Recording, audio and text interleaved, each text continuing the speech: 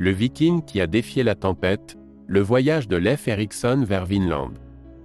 À la fin du Xe siècle, au milieu des vents glacés et des paysages accidentés du Groenland, un jeune Viking du nom de Leif Erikson nourrissait de grands rêves d'aventure.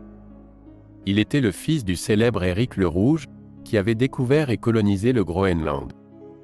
Leif avait grandi en écoutant des histoires de terres lointaines et de territoires encore inexplorés, le cœur enflammé par le désir de tracer son propre chemin dans les annales de l'histoire.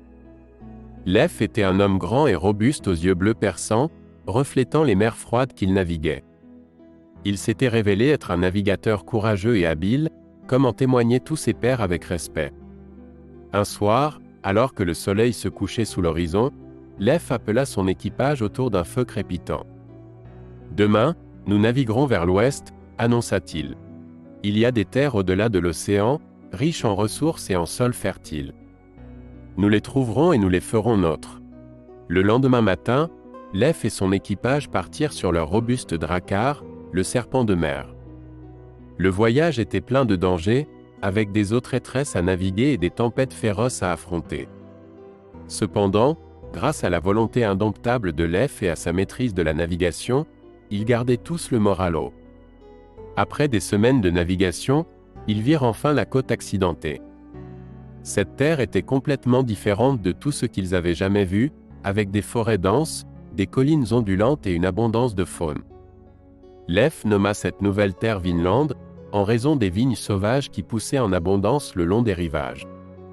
L'équipage débarqua et commença à explorer, émerveillé par la richesse de la terre. Ils construisirent une petite colonie, qu'ils appelèrent l'Ebuir, et se préparèrent à y passer l'hiver.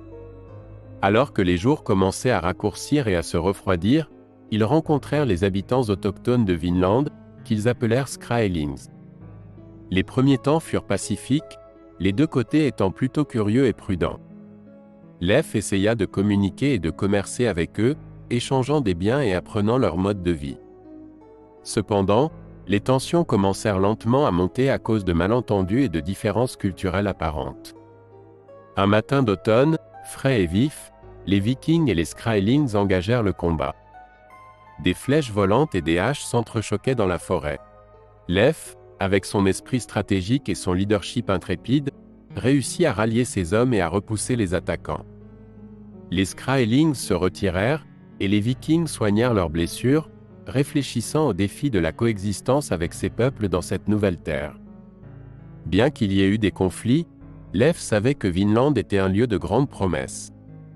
Lorsque l'hiver céda la place au printemps, la colonie prospéra, et les hommes devinrent plus forts et plus habiles dans leur environnement. Leif décida alors qu'il était temps de retourner au Groenland et de partager la nouvelle de leur découverte.